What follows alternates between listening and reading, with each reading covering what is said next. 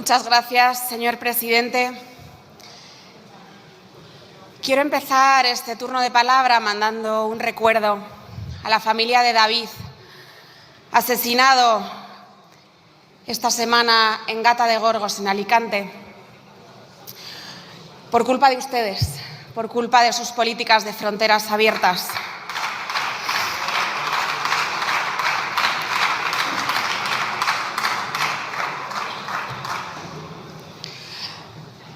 Buenos días, señora ministra. ¿Sabe usted cuánto cobra un residente de primer año en Alemania? 59.265,48 euros. ¿Y sabe cuánto cobra un residente de primer año, salario medio y sin guardias, en España? 18.443 euros.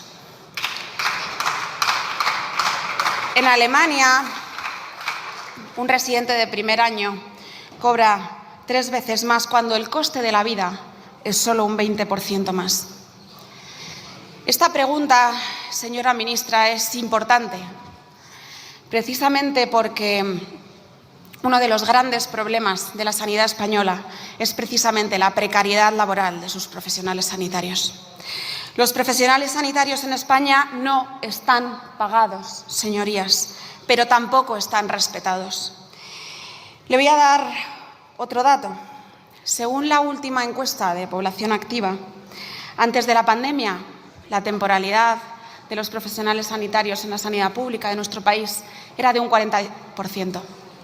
Sin embargo, el último año se ha visto un aumento de 5,5 puntos a un 45,5% de temporalidad. Señora ministra, usted no está legitimada para volver a pisar ningún 1 de mayo, porque la Administración de Sanidad en España es la reina de la temporalidad, es la mayor explotadora laboral de nuestro país.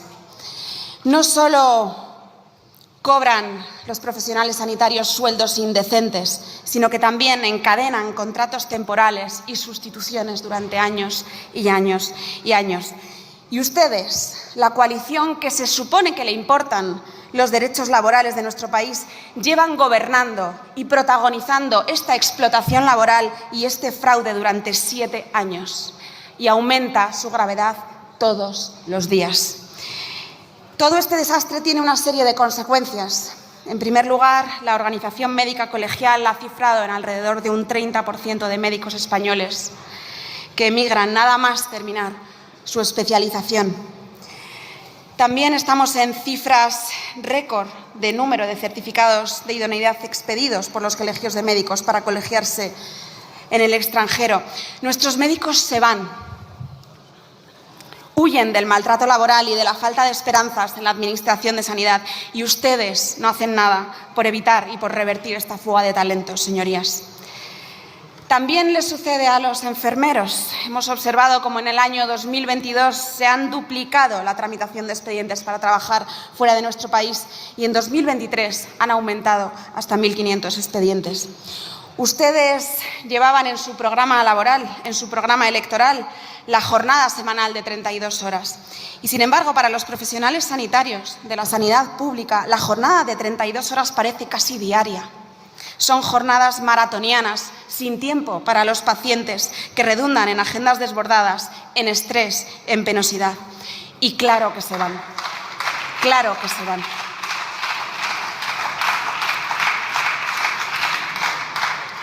Pero al mismo tiempo, ustedes lo único que hacen es incentivar programas para atraer profesionales sanitarios de países extracomunitarios. No sabemos si para que acepten estas condiciones laborales precarias, porque ustedes quieren eternizarlas en el tiempo. Señorías, hay otra brecha de la que nunca se habla, una brecha que sufren los profesionales sanitarios de nuestro país, y es la brecha autonómica.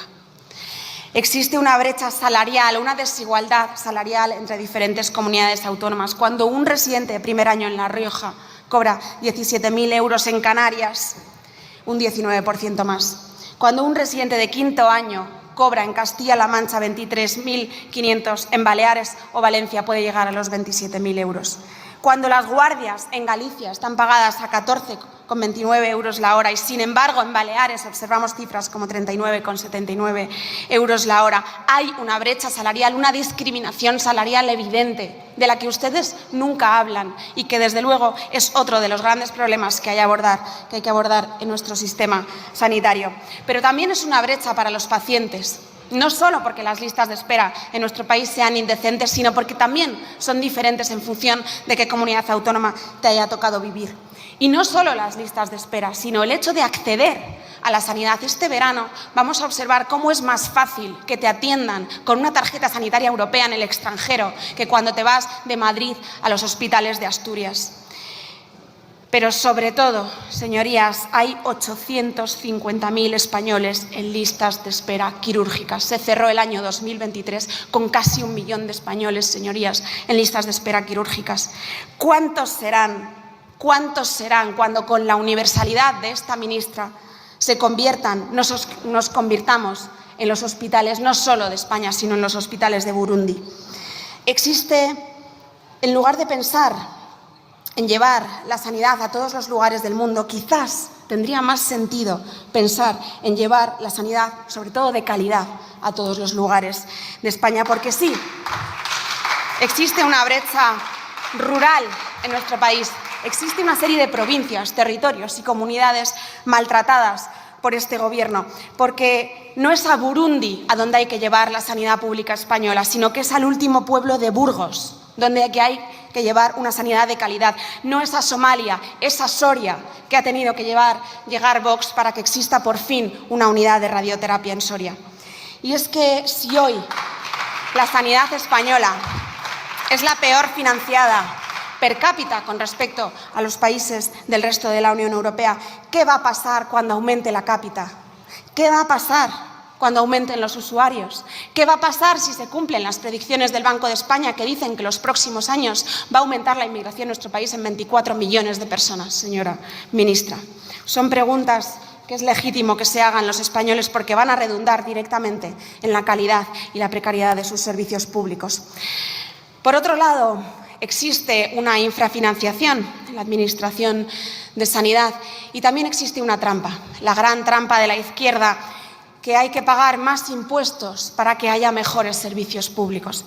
Sin embargo, hay una parte que la izquierda nunca cuenta, y es que esos más impuestos nunca se invierten en mejores servicios públicos. Y la prueba es que el año 2023 se cierra con casi 1 millón de españoles en listas de espera para ser operados. Y sin embargo, ustedes, mientras tanto, financian la deuda a la mafia separatista catalana en sus acuerdos con 15.000 millones de euros. Sin embargo, ustedes destinan 20.000 millones de euros a los planes estratégicos feministas, 138 millones de euros en subvenciones al oligopolio mediático, 28 millones de euros a Broncano, 320 millones de euros en ayudas y subvenciones directas a Marruecos los últimos años. Y en el caso incluso de la Unión Europea, que ha otorgado la cantidad indecente en ayudas y subvenciones directas de 15.000 millones de euros a Marruecos. Señorías de la Cámara, solo con la mitad, menos de la mitad del plan de igualdad feminista se podría subir el sueldo más del doble a 270.000 médicos en nuestro país. Y teniendo en cuenta que el 57% de esos médicos son mujeres, porque en su mayoría son mujeres, eso sí sería ayudar a las mujeres de España y no sus planes feministas ultrasubvencionados.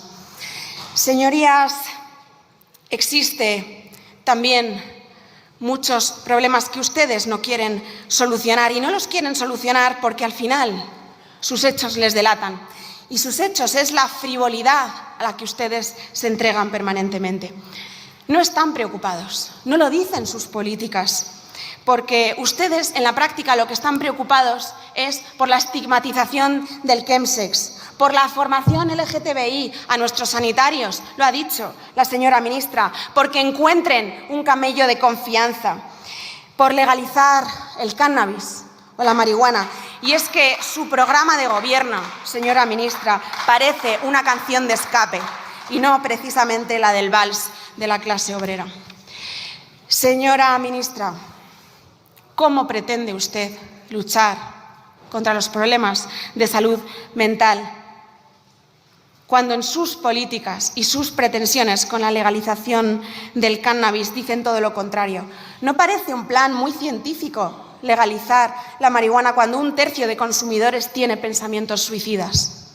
¿No se dan cuenta de que ustedes no están abordando los problemas de salud mental de nuestros jóvenes? ¿Cómo no van a tener problemas de salud mental si ustedes los han traído a un precipicio sin precedentes, a una soledad inevitable, a una vivienda imposible, a unos sueldos precarios, a una inseguridad en cada esquina de sus barrios y de sus pueblos, a una ruptura de su identidad y de sus raíces? Ustedes, señora ministra, les han arrebatado a nuestros jóvenes todo lo que son y todo lo que podrían ser, y no hacen nada por revertirlo. Muchísimas gracias.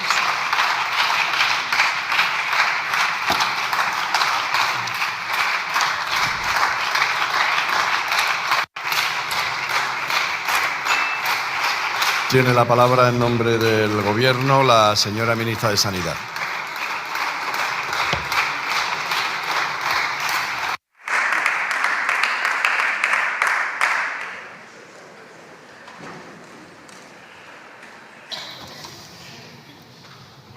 Gracias, presidente. Señora de Meer, señorías de Vox, muchísimas gracias por darme esta oportunidad de hablar de la política sanitaria del Gobierno. Yo entiendo que usted venía aquí a utilizar esta Cámara de Soberanía Popular a lanzar todas sus soflamas racistas, xenófobas y todo su discurso de odio, pero lo va a salir igual que como le salió a Milei, que venía a insultar al presidente del Gobierno y acabó insultando a la señora Ayuso. Mire, estoy muy orgullosa de que estamos cumpliendo los objetivos de la coalición progresista. En estos meses hemos dado luz verde a muchas leyes. Entiendo que no le interesen. La ley de universalidad, sí, la ley de universalidad. Una ley que es la envidia de la Organización Mundial de la Salud. Una ley que pone a los pacientes en el centro y que hace que los profesionales podamos trabajar de la mano de nuestro código deontológico, que sabe lo que dice, que nosotros no discriminamos a los pacientes ni por raza ni por origen, cosa que hizo el Partido Popular en el año 2012 y cosa de la que ustedes, obviamente, a la que ustedes echan de menos. ¿Sabe por qué?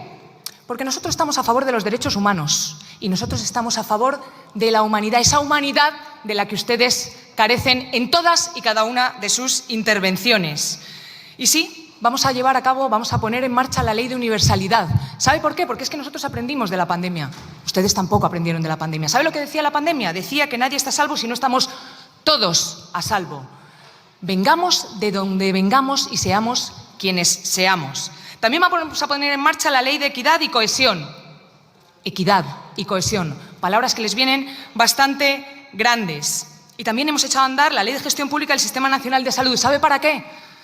Para que las prácticas fraudulentas, las prácticas que están en contra del propósito de nuestro Sistema Nacional de Salud salgan fuera de nuestro sistema sanitario. Y, señora de Meer, usted la ha visto aquí intentando, en un ejercicio patológico de cinismo, intentando defender a nuestros profesionales. ¿Por qué no lo defienden en las cámaras donde ustedes gobiernan? Porque a lo mejor les suena, está en la Constitución, se llaman competencias transferidas.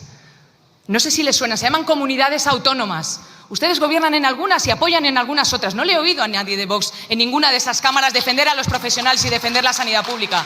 Por cierto, ¿sabe cuál es la diferencia entre ustedes y nosotros? Lo dice en su propio programa electoral, que nosotros vemos pacientes. ¿Sabe lo que ven ustedes?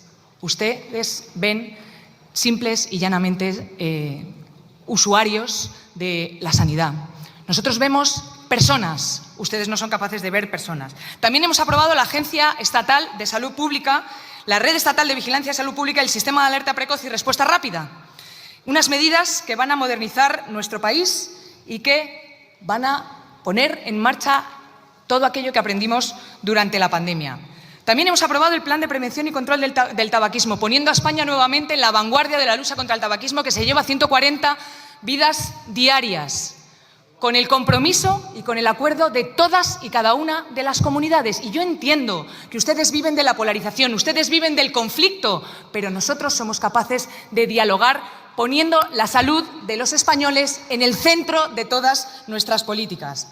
También hemos ampliado los cribados neonatales para detectar enfermedades congénitas. ¿Sabe cómo se le llama esto? Justicia social. Justicia social desde el minuto 1 en el que nace un español en este país. Justicia social, para que todos tengamos las mismas oportunidades en el momento de nacer. También hemos mejorado la cobertura de salud bucodental. ¿Sabe lo que decían ustedes en su programa? Que iban a recortar las prestaciones, que iban a recortar la cartera de servicios. Y yo les pregunto, ¿dónde la iban a recortar? ¿En los cribados? ¿En la salud bucodental? ¿En la atención a los pacientes oncológicos, como ha hecho el señor Milei? ¿En la atención a los pacientes con enfermedades raras? ¿Dónde iban a recortar? ¿Dónde iban a recortar la cartera de servicios de las que ustedes están tan orgullosos? Nosotros estamos orgullosos de tener un sistema sanitario público que se ensancha, que se adapta al siglo XXI y que cada vez le ofrece más prestaciones a sus ciudadanos. Y también hemos puesto en marcha el Observatorio de Salud y Cambio Climático. Claro que esto, para un negacionista, es una quimera que no son capaces ni siquiera de entender lo que dice la OMS. Y la OMS dice una cosa muy clarita: la crisis climática es sí o sí una crisis de salud pública. Y en eso estamos trabajando. También hemos puesto en marcha el Observatorio contra el Fraude y la Corrupción.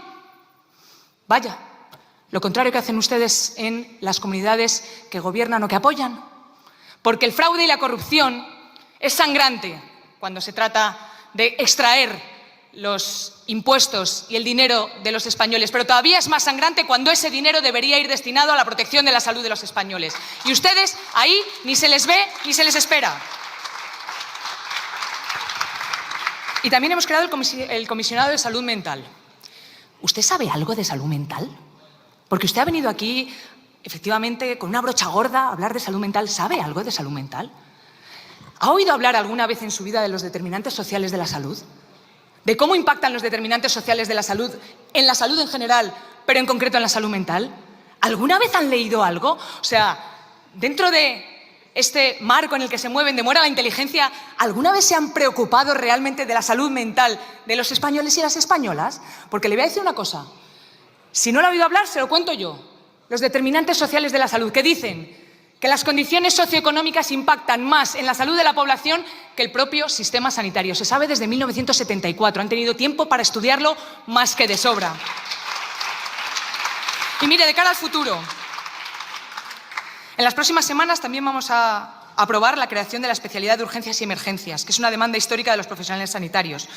A la vuelta del verano vamos a presentar la estrategia de industria farmacéutica para generar un ecosistema donde lo público guía al mercado en sus prioridades. También un plan de atención primaria 2025-2027. Tenemos varios proyectos normativos en marcha. El anteproyecto para prevenir el consumo de alcohol en menores, la reforma del Estatuto Marco. Pero me habla usted de defensa de los profesionales y me habla del salario de los profesionales en Alemania. Usted, señora Demer, señorías de Vox, ¿saben cuál es el salario mínimo en Alemania? 2.054 euros. Y fueron ustedes los que aquí, en España, votaron en contra del salario mínimo interprofesional. Vamos a hacer una reforma del Estatuto Marco. Vamos a reformar la Ley de Garantías del Uso Racional del Medicamento. Pero es que todo esto a ustedes les da exactamente igual. No les interesa nada. Ahora bien les digo, ¿van a votar algo a favor de todas estas mejoras que van a poner nuestro sistema sanitario y la salud de los ciudadanos en el centro? ¿Van a votar algo de esto? Seguramente no. Y es que a ustedes, como buenos pupilos del Mora a la inteligencia, no les interesa nada la política real, no les interesa nada las verdaderas políticas que mejoran la salud de los ciudadanos. Y es que su modelo y el nuestro es antagónico. Ustedes se alimentan del conflicto, nosotros de la defensa de los valores constitucionales, de los valores democráticos que ponen la salud en el centro. Si ustedes pudieran, le pasarían la motosierra como su amigo, el medallista de oro de la derecha española, el señor Milei. Por cierto, a día de hoy me gustaría que me acompañara en una triste historia en 3 actos de un hombre con su motosierra, al que ustedes defienden y dan medallas. Mira, acto número 1, mes de diciembre, el señor Milei da luz verde a su proyecto estrella, llamado Decreto de Necesidad. Más de 300 medidas para desregular la economía, desregular el Estado. Bien, en él se indica literalmente: quedarán sin efecto todas las restricciones a la oferta de bienes y servicios, así como toda la exigencia normativa que distorsione los precios del mercado, impida la libre iniciativa y evite la interacción de la oferta y la demanda. Acto número 2. Mes de abril, tan solo 5 meses más tarde, los seguros privados de salud, los llamados prepagas en Argentina, se disparan un 50%. El mercado hace lo que sabe hacer, su trabajo, subir los precios. Las empresas que se habían cartelizado y acordado disparar los precios sablan el bolsillo de los argentinos. Acto número 3. El ultraliberal Milei, ese que decía que se fiaba más de la mafia que del Estado, que se fía más de ustedes que de nosotros, da un giro de 180 grados y ordena bajar los precios. ¡Vaya! Interviene el mercado. ¿Cómo ha podido pasar un ultraliberal interviniendo el mercado frente al abuso del mercado de los seguros privados? ¿Cómo ha podido ocurrir, señores de Vox? Este es un tipo que había dicho que el mejor sistema de salud es el sistema privado y 5 meses después tuvo que regular los precios de la sanidad privada porque se habían convertido en una selva. La ley de la selva, la ley del sálvese quien pueda, la ley del sánese quien pueda. Este es su modelo, señorías, el de dejar la atención sanitaria en manos de los depredadores, en dejar la atención sanitaria en manos de quienes sabemos que nunca van a cuidar la salud de los pacientes. El de no incluir la vacuna gratuita contra el dengue en medio de la mayor epidemia de dengue de la enfermedad en Argentina, como ha hecho Milei. El de dejar sin medicamentos a pacientes de enfermedades raras, como ha hecho Milei. Este es su modelo, el que abandona a los pacientes, que es el mismo modelo que abandonó a los residentes y a los mayores en las residencias en la Comunidad de Madrid, dejando a 7.291 mayores muriendo indignamente. Alguna palabra podían decir de ese abandono. Y a esto es a lo que ustedes le dan una medalla. Por cierto, señorías del Partido Popular, le podían haber avisado al señor Milei, antes de que diera su discurso, que aquí, en España, sabemos que efectivamente quien le ha dado prebendas y mordidas a su hermano y a su pareja es la señora Ayuso. Eso se lo podían haber avisado al señor Milei antes de que viniera a recibir esa medalla. ¿Y a esto le dan ustedes una medalla? Ustedes verán. Pero yo, en mi país, estoy orgullosa de tener un sistema sanitario que no deja a nadie atrás. Estamos orgullosos de que aquí un tratamiento médico no te haga elegir entre ruina o muerte. Estamos orgullosos de un sistema sanitario que no mira el código postal, ni el lugar de nacimiento, ni el dinero de la cartera.